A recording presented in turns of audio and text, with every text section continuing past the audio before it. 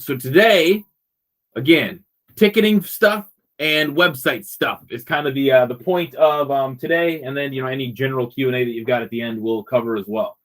So there's actually two different ways to add tickets for an event. First off, you can do it through season management, and we also have an entire ticket management area as well. So I'll start with season management, and I'll just jump down to I created two events here. So I'll jump down to the first one here on the 16th. When you're going into edit an event in season management, there's an add tickets option. So when I click add tickets, you can either copy tickets from a previous date or you can start from scratch, and I will do that. Name is going to default to the event name. You can name it whatever you'd like. You can set your availabilities when they want to go on sale, when they're available until. If you're going to have a pre-sale price, what the pre-sale price is, some information about what you want to happen if the event is canceled or rained out. So rain checks. So basically that means you can move them to a different night or you can refund them. There's a reserved seating map option here. Right now, that's not a tool that we have publicly available. Right now, anytime we apply a reserved ticketing map to an event, we want to do that in-house. So if reserved seats are something that you're interested in, please get a hold of us. We can build a map for you. I'll show you an example of some maps. We can do a lot of things with those maps, and then we can apply it to the events as you see fit. So please let us know there. That actually will go hand in hand with the ticket passes and whatever else. And then on the bottom of the screen, there's your ticket types. Right now, we're going to assume this is all general admissions stuff. So you can, adult GA, kids GA, seniors, military, whatever you want, the number of available, the price, the pre-sale, all that kind of stuff. In here, if you put an availability of -1 instead of an actual number, if you put that -1 in there, it won't have a set number of available. It'll just sell. There's not going to be any cap or limit on that. But you can put like a set number if you've got 1,000 seats, 1,000 tickets, if you want to do it that way, so on and so forth. You can customize any of these types. So, we've got military general admission. If you just want to call it military, edit the name there, whatever you'd like to do. There's a ton of different ticket types that we've got. So use them how you want. Press add. And now there will be online tickets in a GA format available for that event. So if I come to my public-facing event, I don't have an event with online tickets added. So actually, we'll get through the second way to add tickets, and then we'll go from there. So get rid of that. Second way to add tickets is actually through the ticket management tab. See, there's a number of tickets available here, but I'll add tickets. So basically, at this point, we're going to click here to select an event. I'll go to that same three. Let's see. What was it? 316? Is that what I had? Yeah. So we can find it. There we go. 316 and add ticket. Works the same way. Now, at this point, we are name, availabilities, pre-sale. You can put gates open, race to start in this view, all that kind of stuff. Same different availabilities. So I'll put out there 50 general admission tickets at $10 a piece.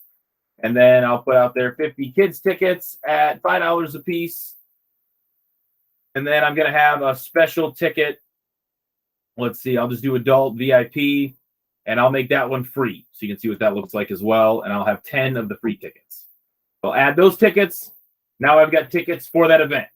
Now when I come to my tickets page, whether this is in the app or on your website or anywhere else really, now on this ticket management screen or this tickets page, you'll be able to purchase tickets to that event selected from the list. And if I go to the actual track website, which we have a demo track website, when I go to the schedule, there will be tickets available for that event as well. If I go through my list, where was it? There we go. So now tickets are available, those types of things, ready to go. So I can add get tickets, go to the availability screen. So all that's ready and set up and good. Did I not set an availability? Is that why I can't see the tickets that I'm doing? 316. They are active. Perfect. All that stuff is there. We're all good to go. So a couple of other things you can do in the ticket screen for your general admission style tickets. is you can attach it to a season pass, which really only comes into play for reserve tickets, but it is available, and I'll show you those pass lists. You can add a ticket flyer to your tickets, a ticket poster. So when somebody goes to the tickets page to buy tickets, they'll actually see that flyer that you've included. I don't have one added, but they would see it, on this screen. If you'd like to do it that way, you can add coupons, which will basically just be images that get put on the back of a ticket. So again, marketing partner or concession voucher or whatever you want to put on the back of the ticket, we call them coupons, and you can put them there. And you can add a picture the same way, same information. You can edit all of the ticket information that we just looked at. All of those things exist there. There's also a sold tickets view on the top of the screen. So if you go to any ticket event, I can actually go and look at the sold tickets for that event. Obviously, I don't have any for that date. There's a sold ticket screen. There's a report that you can run at the bottom of the screen. Shows you a couple of pieces of information, how many of each ticket type sold in a report, how many you sold out of our box office POS system, which I'll show you in a report. And then there's a customer report as well, where you can see customer information. So those are, valuable pieces of data as well. It's also in the customers tab, right here. Go back to the ticket screen. Where was I here? You can see a ticket window option. Ticket window is what we kind of used to use for scanning tickets in. If you have an in-app scanner or you have some kind of ticket scanner at the front gate, you can still scan the tickets this way. You can see the sold tickets this way. You can see the redeemed tickets this way. All of those things are available. But in our point of sale system, we have a new ticket scanner page that I'll show you as well. From there, let's see here. The other things that you can do on the screen, there is a ticket information option at the top of the screen where you can print on your ticket stub that comes with the ticket, a rain-out policy, different terms that you can put in, whatever terms you want. You can put in a thank you message that people will see after they buy tickets that you can customize yourself. And then again, the ticket coupons, another screen to be able to review the ticket coupons and those types of things. So a couple of things you can do on our ticket management page that are all, fairly straightforward. There's also a sample tickets option where you can see what a sample ticket might actually look like. Again, this is formatted for an 8x11 sheet of paper, so it's not really exactly the same as what they're going to see, but they'll see basically their ticket in one screen, and then on the next page, they'll see the coupons as well, main coupon, associate coupon. We don't actually have the images built in, but those types of things. And then, of course, the receipt. So that's kind of just what a sample ticket would look like. But really, the ticket management screen is pretty straightforward. I'll go back to the customers list. Customers page, again, you can search by date. So let me just go to I don't know. Just go to the July 4th weekend date. I don't know if we bought any tickets there. We haven't. Okay. I might have to go to a different track to see bought tickets there, but I don't want to give you customer information. So there's that. But this will be, you'll be able to basically at this screen see the tickets that were purchased, the tickets that were sold, who bought them, things of that nature. Let me actually do that for a real event here. Give me one moment.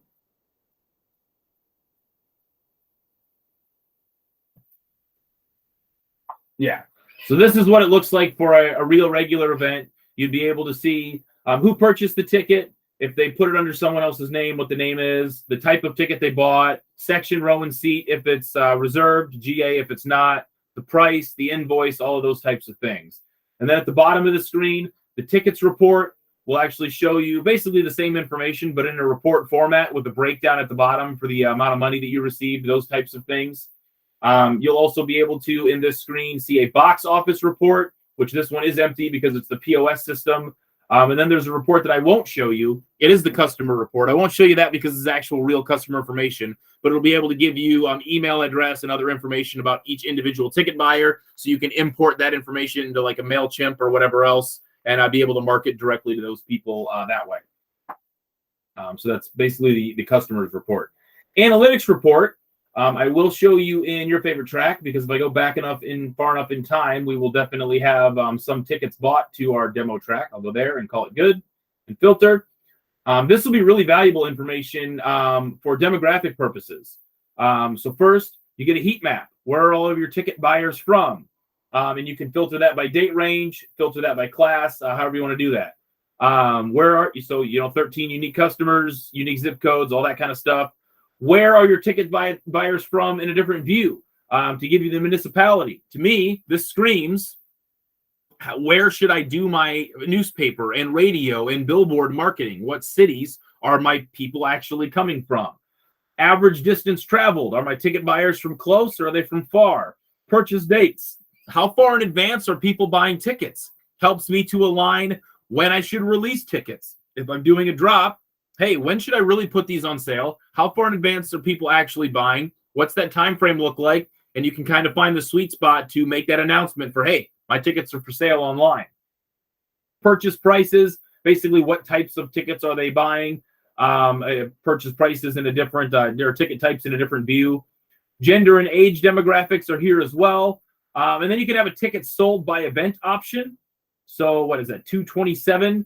Actually, I'll just do the 123 event. 123, you can actually get this analytics screen in the same view for each individual event. So I go here, I'll do event analytics, and now I can see all the same heat map, top cities, distances for that individual event. Obviously, I sold one ticket because this is a practice website for that event. But you can start to filter it out that way as well on an event-by-event basis. And then actually on that drop-down as well for each event, you can see the ticket holders for that event as well. And you know, that's all pretty valuable information in the analytics screen. So as far as general admission tickets go, that's you know, a pretty cut and dry process. There's really not a lot to it to be able to sell individual general admission tickets. Let me go to Grays Harbor. They will be able to have a pretty good example of just regular general admission tickets. This is what it would look like for a customer. They would come to the screen, and again, you can set your custom ticket entry message, welcome message, whatever. They would be able to take a bunch of tickets as necessary for them, add them to their cart, and then it's just a matter of checking out with card information. So a pretty simple process for the customer, and you'll be able to gather all of their information. Now, in terms of ticket delivery for the customer, you can deliver tickets or the tickets will be delivered to the customer via the app. So they'll have access to have the tickets in the app. They'll also be emailed to them so they can present their tickets in the app, present their tickets via email at the front gate, or if they get them via email, then naturally they can print their tickets as well, so they can bring them to you in paper. So they get delivered 3 different ways to a customer to make it easier for them. If you've got a scanner, barcode scanner, Bluetooth scanner, whatever, you can scan the ticket at the front gate. You can also just print the list of tickets sold and use that as a will call list and mark them down if you don't want to do a scanner. But if you do a scanner, a ticket for one event cannot be scanned more than one time. A ticket cannot be scanned for the wrong event. So, you know, basically we won't scan the same ticket twice. So you're not losing out on customers by them passing the ticket through the gate or whatever. All those types of things. We also have a ticket maps option. So basically a reserved ticketing map. There's a ticket maps button down here. You can see all the ticket maps that have been built, but we build the map. So we take an overhead image of your racetrack. You give us the information about how many rows, how many seats, how many camping spots, how many pit stalls, how many of all those things, and we can build a map out for you. So let me jump over to our tickets page again, and you can kind of see what one of those maps will look like. I'll go to this one, select your seats. And so this is basically, you're picking your section, picking the pits. If you're selling pit stalls, picking your camping spots. If you're selling camping spots, all of those types of things exist. But again, you can sell a reserved seating map. So some of the tools that go hand in hand with the reserved seating map is actually, I'll go back in time here. One of them that we just released is you can see that there's a 3-day package. So I've got a 3-day event here, July 3rd, 4th, and 5th. I can buy tickets to those events individually, but if I want to, I can also buy a 3-night ticket package. And I was wrong. I put the ticket package with the December events instead of the July events, so silly me. But either way, same thing. I'll press Get Tickets, and I can pick my seats. That's a GA section. I want a reserve section, actually. I can pick my seats. I can add those seats. And now you'll see, okay, I chose 3 ticket packages. So in each ticket package, I've got night 1, night 2, night 3. So you can see the individual tickets. You can see the package, the row seat, all that kind of stuff. And now I can start to add ticket packages. Another feature that we have available that's still in beta testing mode, but we're ready to release it to everybody fairly shortly, is the ability to have promo codes to where if your tickets are $20 a piece, but somebody buys 2, they get the third one at a $10 discount. We can have a promo code to have those discounts as well for our online ticketing features.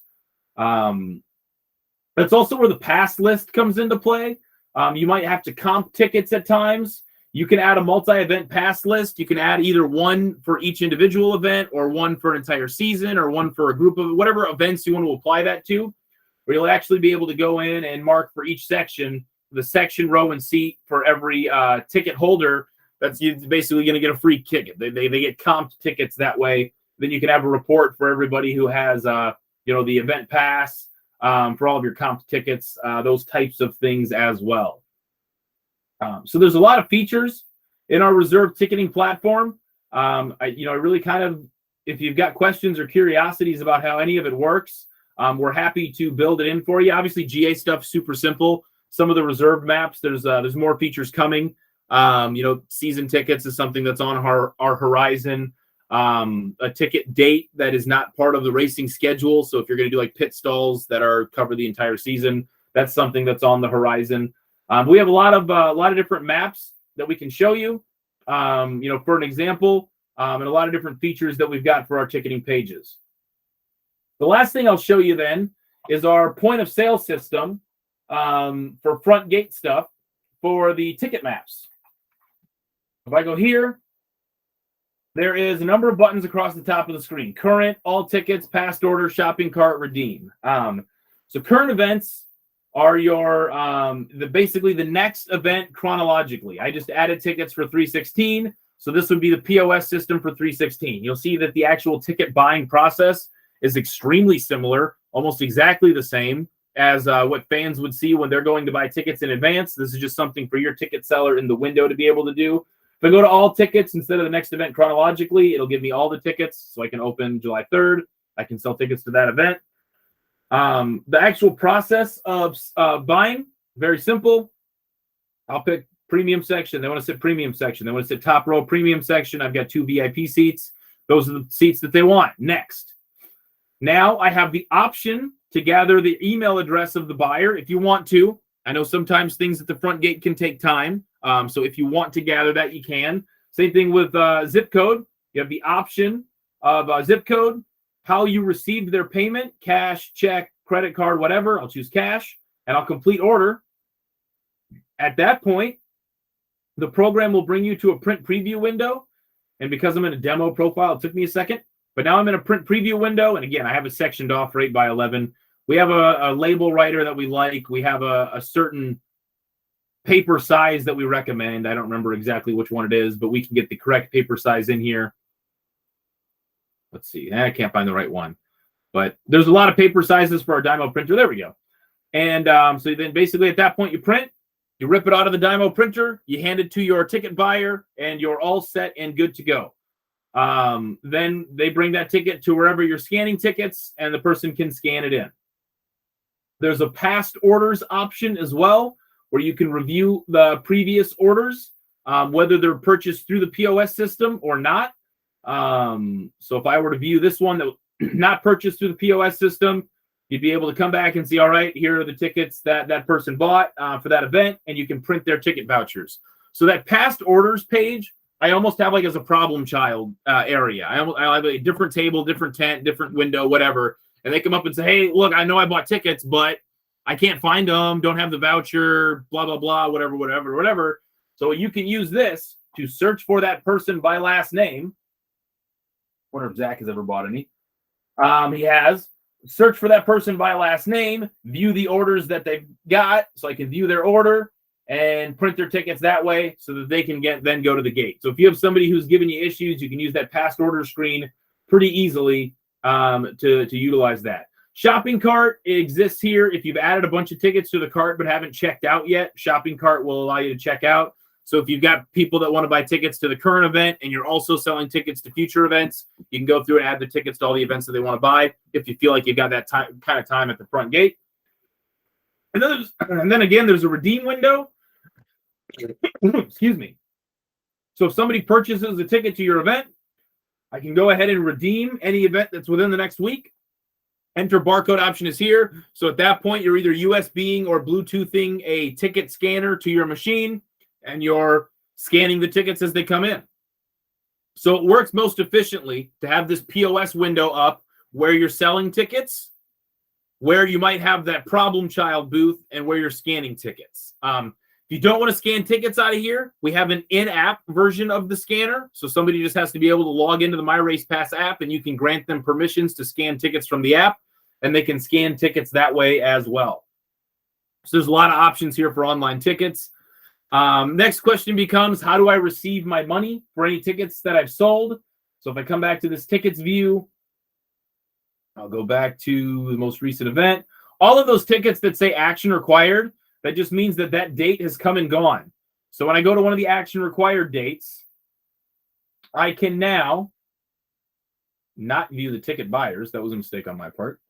So if I come to one of the action required dates, I can click on that event. And now I can get funds or full refunds, either way. So if I click that button, it'll send a text to whatever phone number you tell us needs to be on your ACH form. It'll send that code out. Once I've sent the code out, you'll type the code that you received via text here, and you'll either type complete or you'll type refund. Dakota, can you let Josh know that I was the one who sent the text for the ticket so he doesn't freak out thinking somebody's trying to claim tickets?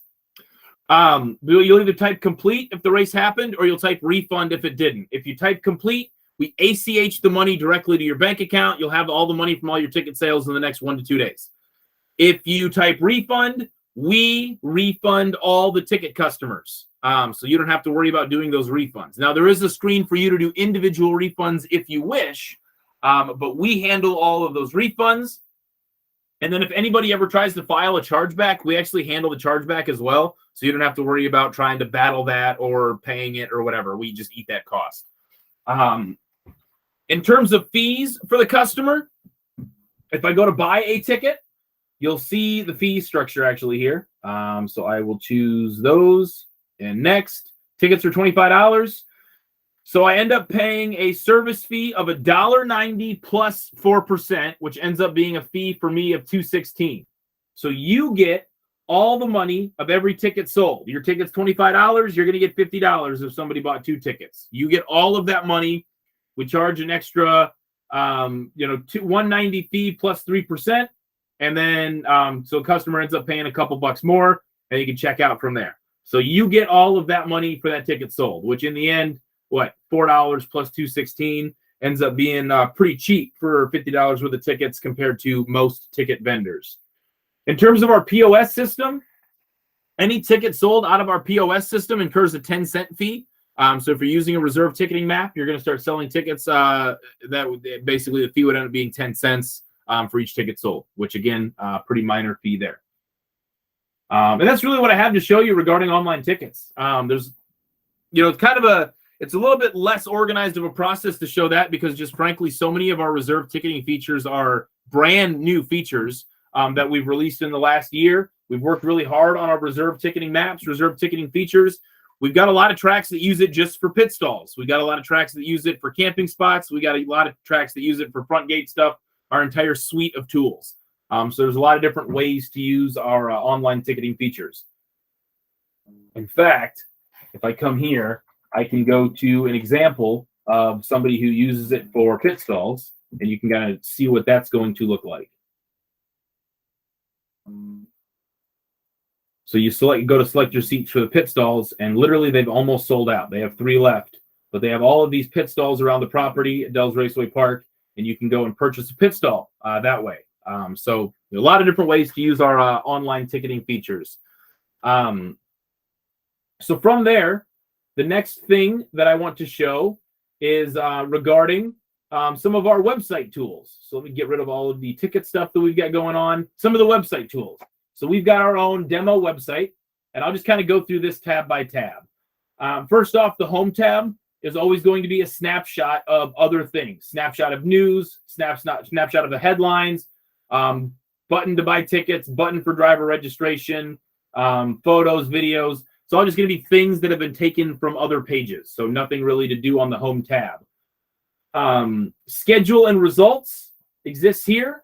When we went through season management previously to add the entire schedule, that updates the schedule page, right? When we went through race management to score the races, that updates the schedule page for all of these to now turn into results. So now the results show up automatically on your website based off of that. So you don't really have to do anything to enter a schedule on the website. You don't really have to do anything to enter results on the website. Same goes for points. By calculating your track points at the end of the night, the points page on the website is automatically updated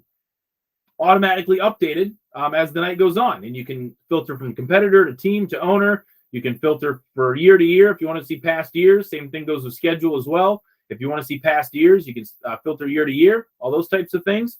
So really the point of that is that schedule, results, and points, you'll never have to update on the website again because you're using race management.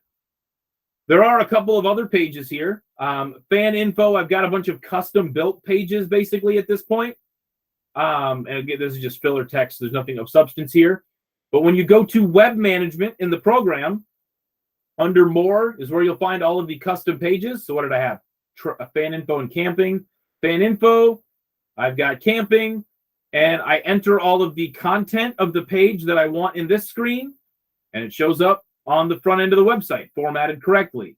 Again, ticket info, this one's blank, but I can do the same thing. I can go to more, I can go to fan info, I can go to ticket info. There's the custom page. I don't have anything in here, but now you can kind of start to see the things that you can add to a custom page, whether it's a paragraph or file downloads or an image gallery or whatever you want it to be. Let's see if I can. City is also blank. FAQs will be blank. We didn't really build a lot into our pretend website because nobody's going to look at it. Same thing goes for driver info. Again, I've got a file download here in driver info. So when I go to more, I can go to driver info, and there's the file download. So file download exists there as well. All that kind of stuff. These are all custom built pages that you can do whatever you want with, basically. About exists here as well. About is the same thing. There's a contact page under About. A lot of track websites just have a contact tab across the top of the screen. So I want to go through a little bit of the contact page here as well. So you'll see what I call above the fold, right? There's a fold here. There's general contact and then a form. So the above the fold stuff appears in this general contact area where you can put a name or a phone number or an email address or a website URL or your physical address, whatever you want in there. And all of that shows up here, kind of, like I said, quote unquote, above the fold. Below the fold then comes a form that folks can fill out. So when I go to form subjects, now you can start adding email addresses that you want to receive these emails. So I've added my own, austin.lloyd@myracepass.com. Perfect.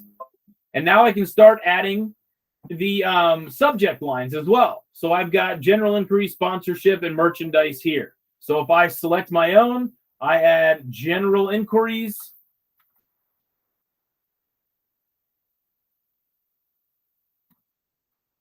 And add. Now for general inquiries, both of these email addresses are receiving that email. So if somebody fills out this form and selects the subject line general inquiries, I'll receive an email, or both of these email addresses will receive an email regarding those types of things. You can also, under the view messages section, view all of the inquiries that you've gotten. So even if you didn't see them go to email, you can come back here and review all of the form entries that you've gotten. But then the staff members page is the last thing we've got here. I don't think we have staff built out in our own. We don't. Let me show you an example of what a staff members page can look like. Staff. You can start to list your staff members online on your website if you'd like, images, write-ups, whatever you want it to be. So there's a staff members page example there. So that's all the information in the contact page. History will be a general super page. There's the sponsors page that we can turn on for you, which is basically just logos of your sponsors. So we can make that into its own tab. We can put that in a drop down underneath another tab, whatever you'd like to do. And then at that point, all we need is the images for each of your sponsor logos and the link that you want to go behind the logo. If you email that to us, we organize this page. And that way somebody clicks on a logo, brings them wherever you want that link to go. We'll actually assign Google Analytics to this page as well, so you can start to monitor how many people have A, seen these logos, and B, how many people have clicked on each logo. So you can start to bring that data and information to marketing partners saying, look, this is the impressions that you're getting on your website from being involved with us. And you can start to present more data for them that way. Next option here is media. News, photos, and videos is what I've got under media here. A lot of folks will have their news tab as its own tab. But I'll start with news. We can, there's a news management area on the tabs list where you can start to add news articles. If I edit a news article, it already exists. You can kind of see what that means. I can edit the body of the article. I can put in a heading. I can put in dates. I can put in article credits if you want to put in an article credit. All of those types of things can exist. I can make an article active or inactive. Of course, that just takes it off the website. And I can make an article featured or not featured. What's the difference? Well, when I come to the home tab of the website, all of my news articles will show in news. The articles that I've marked as featured will show in this slider across the top for my headlines on my news articles. So, what you want to show on the home tab can show here automatically. You can share these directly to social media, Facebook or Twitter in one click. So you can start to use your news articles from social media, drive traffic to your website this way as well. And then the other thing you can do is you can tag all of your articles. Tagging articles works really well when you consider the network of websites that MyRacePass has. So you can tag, obviously your track will be tagged automatically, but you can tag a series that's racing at your track. You can tag drivers, you can tag an individual event, all of those types of things to allow that news article to show in different places. So if I tag my top 5 or my 5 winners or whatever, I tag 5 drivers here. One of those drivers has claimed their profile, has an active profile through us, or one of those drivers has a website through us. What'll happen is that article will get put in front of them when they come to the news tab, and it'll say, hey, somebody wrote an article about you. Do you want this on your website? They'll have the option to add yes or no. It works in reverse as well. Track or series or driver writes an article about your racetrack. They tag your racetrack. When you come to this screen, you'll get that pop-up window that says, hey, do you want to add this article to your website? You can say yes or no. So you can start to see your news articles that you've written appear in multiple places across the MyRacePass network. Again, driving more traffic to your website. From there, there's really not much more news. We'll go to photos and videos. These work exactly the same as they come to media. We'll go to photos here. This is basically just the process of creating galleries and then creating photos to go inside those galleries. So I've created a number of galleries here on my photos tab. There are test 2020, blah, blah, blah, whatever else. So when I go to 2020, here are all the photos in that gallery. I can add a new photo, very simple, basically upload new, put the file here, tag it however you'd like to tag it, same way as news articles, it'll show in that gallery. A couple of other things I can do in this screen when I select the photos, I can add all of these photos to another gallery, remove them from this gallery, however I'd like to do that. I can reorder my photos. If I click reorder, drag and drop to move them around, however you'd like to do it. I can add captions to my photos, which I very much so recommend to do. Even if it's just the name of the driver and that's it, you can add captions to your photos. All of those things are things that you can do in photo management. Video management is exactly the same in terms of interface. The only difference is that when I add a video, it now is coming from a YouTube or Vimeo link as opposed to a local upload. So, server space, for that reason, we can just link out to your videos that way. And again, the videos tab on the website looks, feels, works exactly the same as it did previously. All that kind of stuff. Last item here is store. You can sell your own apparel through the store. This, however, is a pretty rarely used feature for most. So if we want to start doing that, a lot of the initial setup is here on our end, because we want to make sure that we've got the categories correct. We want to make sure that we've got the items correct. We want to make sure that we got the shipping options correct. And once we've set those foundational pieces, you can add items to those areas. But that's something, if you want to utilize the store through My Race Pass on your website, that we would build custom for you. So there's really not a lot of training that goes on for a broad basis. These should be done on an individual basis. So there's not a lot that I'm going to show you here. That was a really, really quick look at our ticketing features. It's a really, really quick look at our website features and what some of our online websites can do. So if you want to start to see examples of some of the websites that we've built, I can start sending those to you. If you're interested in a website through us, I can have our head of track and series sales, Chris Krug, reach out to you regarding some of the website options as well. But that was a quick look at some of those features. And so I guess at this point, I just kind of like to open it up to questions. If you have any questions, let me know. If not, I appreciate you taking the time out of your afternoon to tune in.